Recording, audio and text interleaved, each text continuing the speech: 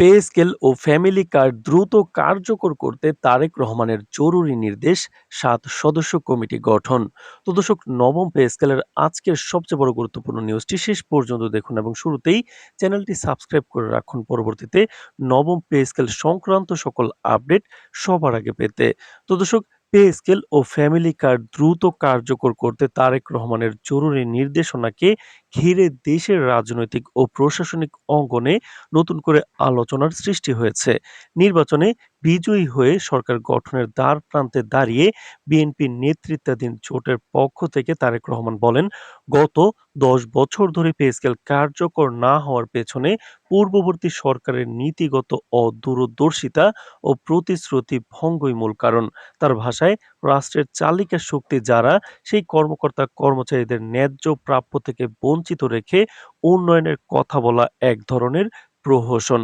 সূত্রের বরাতে জানা গেছে, দেশের চলমান অর্থনৈতিক সংকট, দ্রব্যমূল্যের লাগামহীন ঊর্ধ্বগতি, কর্মসংস্থানের অনিশ্চয়তা এবং সরকারি কর্মকর্তা কর্মচারীদের ক্রমবর্ধমান জীবনযাত্রার ব্যয়ের চাপ বিবেচনায় নিয়ে এই দুটি ইস্যুকে পে স্কেল ও ফ্যামিলি কার্ড সর্বোচ্চ অগ্রাধিকার ভিত্তিতে বাস্তবায়নের নির্দেশ দেওয়া হয়েছে। একই সঙ্গে এই নির্দেশনার বাস্তব রূপ দিতে একটি ৭ সদস্যের উচ্চ পর্যায়ের কমিটি গঠন করা হয়েছে, যারা স্বল্প সময়ের মধ্যে একটি পূর্ণাঙ্গ রূপরেখা বাস্তবায়ন পরিকল্পনা, আইনগত কাঠামো এবং অর্থনৈতিক ব্যবস্থাপনার সুস্পষ্ট প্রস্তাবনা তৈরি করবে। নির্ভরযোগ্য সূত্র জানায়, সাম্প্রতিক একাধিক বৈঠকে দেশের সার্বিক রাজনৈতিক ও অর্থনৈতিক পরিস্থিতি বিশ্লেষণের সময় তারেক রহমান স্পষ্টভাবে বলেন, রাষ্ট্র পরিচালনার ভিত্তি গড়ে ওঠে দুটি স্তরের উপর: প্রশাসনিক কাঠামো এবং সাধারণ জনগণ। এই দুই স্তম্ভ যদি দুর্বল হয়ে পড়ে, তাহলে রাষ্ট্রের উন্নয়ন, স্থিতিশীলতা ও সামাজিক ভারসাম্য টেকসই হয় না। বর্তমান বাস্তবতায় সরকারি কর্মকর্তা কর্মচারীরা দীর্ঘদিন ধরে কার্যকর পে স্কেল না থাকায় চরম আর্থিক সংকটে দিন কাটাচ্ছেন। বেতন কাঠামোর সঙ্গে বাস্তব বাজার মূল্যের যে বিশাল ব্যবধান তৈরি হয়েছে, তা শুধু ব্যক্তিগত জীবনে নয়, প্রশাসনিক কার্যক্রমের উপর নেতিবাচক প্রভাব ফেলছে।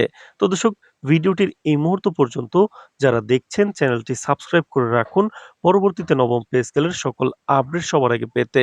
তো দর্শক, এই প্রেক্ষাপটে তারেক রহমান নির্দেশ দেন, পে স্কেলকে শুধু একটি প্রজ্ঞাপন বা নীতিগত ঘোষণার মধ্যে সীমাবদ্ধ রাখা যাবে না। এটি হতে হবে বাস্তব প্রয়োগযোগ্য, কার্যকর ও সময়োপযোগী একটি কাঠামো, যা সরকারি কর্মকর্তা কর্মচারীদের জীবনের সঙ্গে সরাসরি যুক্ত হবে। তিনি বলেন, রাষ্ট্রের কর্মচারীরা যদি ন্যায্য বেতন ও সম্মানজনক জীবনযাপনের নিশ্চয়তা না পান, তাহলে প্রশাসনিক স্বচ্ছতা, দক্ষতা ও দায়বদ্ধতা বজায় রাখা সম্ভব হয় না। ফলে পে স্কেল সংস্কারকে প্রশাসনিক সংস্কারের অবিচ্ছেদ্য অংশ হিসেবে বিবেচনা করতে হবে। একই সঙ্গে ফ্যামিলি কার্ড প্রকল্পকে তিনি শুধুমাত্র একটি সহায়তা কর্মসূচি নয়, বরং একটি সমন্বিত সামাজিক নিরাপত্তা ব্যবস্থার অংশ হিসেবে দেখতে চান। দলীয় সূত্র জানায়, তারেক রহমান মনে করেন, বর্তমান বাস্তবতায় খাদ্য নিরাপত্তা ও ন্যূনতম জীবনমান নিশ্চিত করা রাষ্ট্রের মৌলিক দায়িত্ব। ফ্যামিলি কার্ড কর্মসূচি যদি স্বচ্ছ, ডিজিটাল ও দুর্নীতিমুক্তভাবে পরিচালিত হয়, তাহলে এটি লাখো দরিদ্র পরিবারের জন্য বাস্তব নিরাপত্তার ঢাল হয়ে উঠতে পারে। কিন্তু কাঠামোগত দুর্বলতা, রাজনৈতিক প্রভাব, অনিয়ম ও অদক্ষ ব্যবস্থাপনার কারণে এই প্রকল্প তার মূল লক্ষ্য অর্জনে ব্যর্থ হচ্ছে। এই বাস্তবতা থেকেই ৭ সদস্যের উচ্চ পর্যায়ের কমিটি গঠনের সিদ্ধান্ত নেওয়া হয়েছে। তো দর্শক, ভিডিওটির এই মুহূর্ত পর্যন্ত যারা দেখছেন, চ্যানেলটি সাবস্ক্রাইব করে রাখুন পরবর্তীতে নবম পে স্কেলের সকল আপডেট সবার আগে পেতে।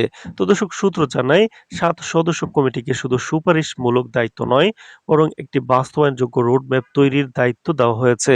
কমিটি বিদ্যমান পে স্কেল কাঠামো, অতীতের পে কমিশনের রিপোর্ট, রাজনৈতিক আন্তর্জাতিক মানদণ্ড, আঞ্চলিক অর্থনৈতিক বাস্তবতা এবং দেশের রাজস্ব কাঠামো বিশ্লেষণ করে একটি বাস্তবসম্মত প্রস্তাব তৈরি করবে।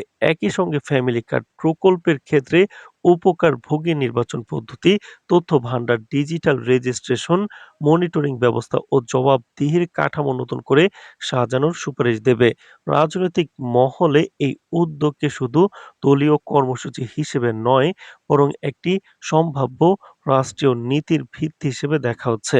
বিশ্লেষকদের মতে পে স্কেল ও ফ্যামিলি কার্ড এই দুই ইস্যু একসঙ্গে বাস্তবায়িত হলে রাষ্ট্রের প্রশাসনিক কাঠামো ও সামাজিক নিরাপত্তা ব্যবস্থায় একটি মৌলিক পরিবর্তনের সূচনা হতে পারে।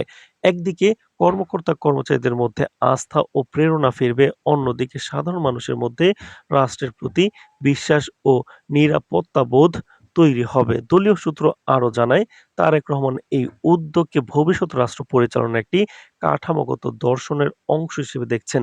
তার দৃষ্টিতে রাষ্ট্র এমন হতে হবে যেখানে প্রশাসন হবে শক্তিশালী, দক্ষ ও নৈতিকভাবে দৃঢ়, আর সমাজ ব্যবস্থা হবে মানবিক, অন্তর্ভুক্তিমূলক ও ন্যায়ভিত্তিক। পে স্কেল ও ফ্যামিলি কার্ড এই দুই উদ্যোগ সেই বৃহত্তর দর্শনেরই বাস্তব প্রতিফলন। সব মিলিয়ে পে স্কেল ও ফ্যামিলি কার্ড দ্রুত কার্যকর করতে তারেক রহমানের জরুরি নির্দেশনা এবং ৭ সদস্যের কমিটি গঠনের সিদ্ধান্তকে দেশের রাজনীতিতে একটি গুরুত্বপূর্ণ বার্তা হিসেবে দেখা হচ্ছে।